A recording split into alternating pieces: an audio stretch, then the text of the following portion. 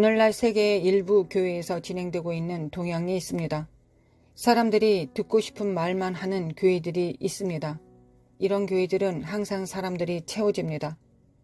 교회는 인간으로서의 자존감을 키우거나 백만장자가 되는 방법을 배우거나 번영의 5가지 성공적인 원칙을 배우기 위해 여기에 있는 것이 아닙니다. 교회는 예수 그리스도를 통한 구원의 복음을 전하기 위해 여기에 존재합니다. 어떤 공동체에 있든지 교회는 등대가 되어야 합니다. 사람들을 예수 그리스도께로 인도하는 공동체의 횃불이 되어야 합니다. 악마는 교회를 노리고 있습니다. 그는 교회에 침투하기 위해 할 수 있는 모든 것을 하길 원합니다. 우리는 그리스도의 재림 전에 교회에 일어날 일들을 볼 수 있습니다. 디모데후서 4장 1절부터 5절. 하나님 앞과 살아있는 자와 죽은 자를 심판하실 그리스도 예수 앞에서 그가 나타나실 곳과 그의 나라를 두고 엄히 명하노니 너희는 말씀을 전파하라. 때를 얻든지 못 얻든지 항상 힘쓰라. 범사의 오래 참음과 가르침으로 경책하며 경계하며 고나라. 때가 이르리니 사람이 바른 교훈을 받지 아니하며 귀가 가려워서 자기의 사욕을 따를 스승을 많이 두고 또 그 귀를 진리에서 돌이켜 허탄한 이야기를 따르리라. 그러나 너는 모든 일에 신중하여 고난을 받으며 전도자의 일을 하며 내 직무를 다하라. 이 성경 구절은 어떤 사람들이 사람들에게 그들이 듣고 싶어하는 것을 말하는 것을 선호할 때가 온다고 말합니다. 바울은 우리에게 이 때가 올 것이라고 말했습니다. 진실은 그때가 이미 왔고 오랫동안 지속되고 있었다는 것을 우리는 알 수 있습니다. 점점 더 많은 사람들이 회개의 교리와 같은 말씀에서 멀어지고 있습니다. 사람들은 회개를 성경에만 있는 오래된 일인 것처럼 봅니다. 그러나 결코 회개는 그렇지 않습니다. 우리가 지금 살고 있는 날에도 회개하고 돌이켜야 합니다. 성경에는 우리가 있는 모습 그대로 하나님 앞에 나아오라고 말합니다. 그러나 있는 그대로 머물라고 말하는 것은 아닙니다.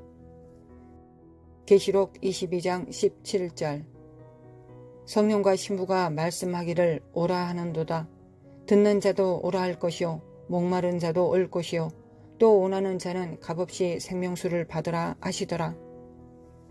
누구든지 오라 하실 것입니다. 하나님은 당신의 삶을 먼저 정리하고 나서 오라고 하지 않으십니다. 누구든지 오라 하십니다. 간음하는 자도 오라, 알코올 중독자도 오라, 거짓말쟁이도 오라, 우상 숭배자도 오라, 누구든지 오라 하십니다. 하나님은 우리가 그분께 나아갈 때 우리의 죄를 고백하고 버릴 것을 요구하십니다. 하나님은 우리를 있는 그대로 받아들이시고 순종으로 그분께 복종할 때 우리를 변화시키기 시작하십니다. 있는 모습 그대로 오십시오. 그러나 있는 그대로 머물지 마십시오. 불행히도 많은 교회들이 이제 사람들에게 그들이 그대로 있어도 된다고 설교하고 말합니다.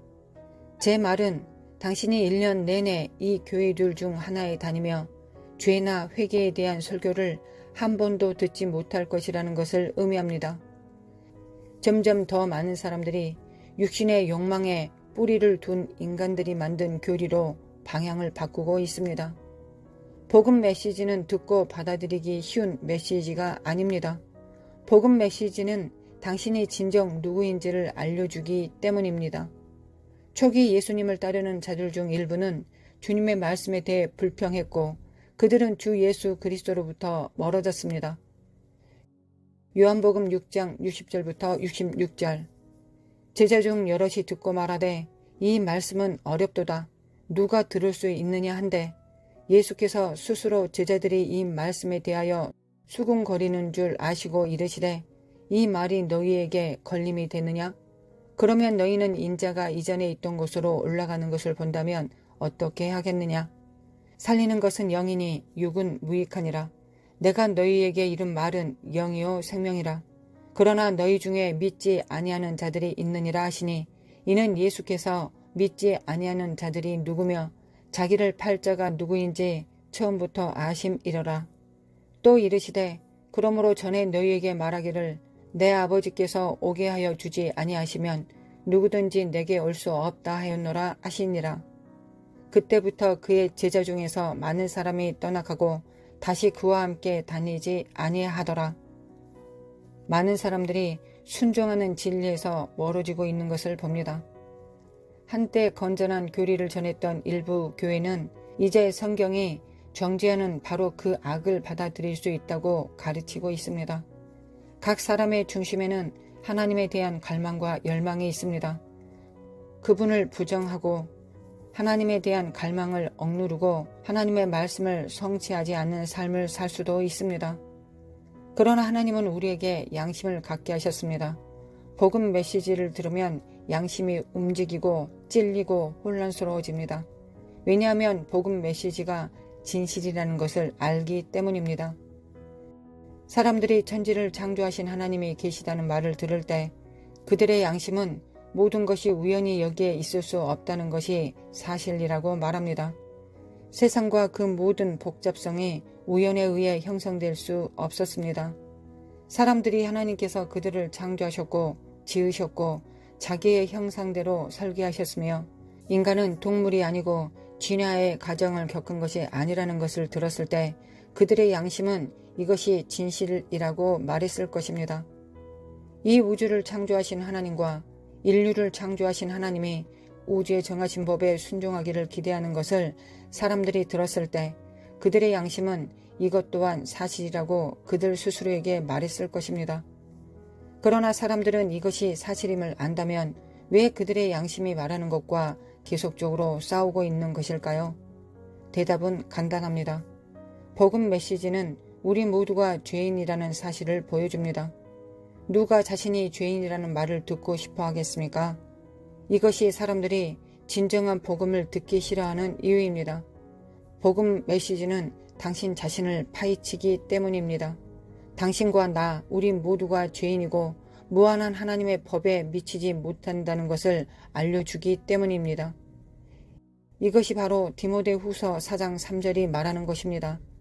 때가 이르리니 사람이 바른 교훈을 받지 아니하며 귀가 가려워서 자기의 사욕을 따를 스승을 많이 두고. 하나님은 우리가 진리에 입각하여 살기를 원하십니다. 하나님의 계명은 아주 명확합니다. 너희가 나를 사랑하면 나의 계명을 지키리라. 그러나 사람들은 자기 양심이 자신에게 말하는 것을 좋아하지 않습니다. 왜냐하면 그들이 그분의 계명을 지키지 않았다는 것을 알기 때문입니다. 하나님의 법을 지키지 않았고 죄가 스스로에게 있다는 것을 알기 때문입니다. 영원하시고 무한하신 하나님을 거역하고 불순종했다는 것을 스스로가 알고 있기 때문입니다. 그러므로 그들은 죄가 있지만 그들의 양심은 이 진리를 억누르려고 합니다. 고린도후서 11장 13절부터 15절. 그런 사람들은 거짓 사도요 속이는 일꾼이니 자기를 그리스도의 사도로 가장하는 자들이니라. 이것은 이상한 일이 아니니라. 사탄도 자기를 광명의 천사로 가장하나니 그러므로 사탄의 일꾼들도 자기를 의의 일꾼으로 가장하는 것이 또한 대단한 일이 아니니라. 그들의 마지막은 그 행위대로 되리라. 요한복음 8장 44절에는 또 이렇게 기록되어 있습니다. 너희는 너희 아비 마귀에게서 났으니 너희 아비의 욕심대로 너희도 행하고자 하느니라. 그는 처음부터 살인한 자요 진리가 그 속에 없으므로 진리에 서지 못하고 거짓말을 말할 때마다 제 것으로 말하나니 이는 그가 거짓말쟁이요 거짓의 아비가 되었음이니라. 만약 우리가 이런 교회를 다니고 있다면 우리는 하나님께 지금 기도해야 할 것입니다. 성경은 우리에게 위로하지 말라고 말하지 않았습니다. 그러나 성경은 죄를 덮어야 한다고 말하지도 않았습니다. 성경은 죄를 조정해야 한다고 말하지 않았습니다. 성경은 진리를 말하므로 누구에게도 기분을 상하게 하지 말아야 한다고 말하지 않았습니다. 진리가 사람을 기분 상하게 하더라도 그것을 말하십시오. 진리를 말하지 않고 지옥 가는 것보다 기분이 상하고 회개하여 구원받는 것이 더 낫습니다. 기분이 상하지 않는 말씀만 전한다면 그들은 지옥불로 가게 될 것입니다. 천국에 대해 말하지 않는 교회는 그리스도의 교회가 아닙니다. 거기에서 도망가십시오. 지금 교회는 많은 사탄의 교회가 있습니다. 그것들을 명확하게 보고 피하기 위해 우리의 눈을 떠야 하며 우리의 눈은 하나님 앞에 은혜를 입어야 합니다.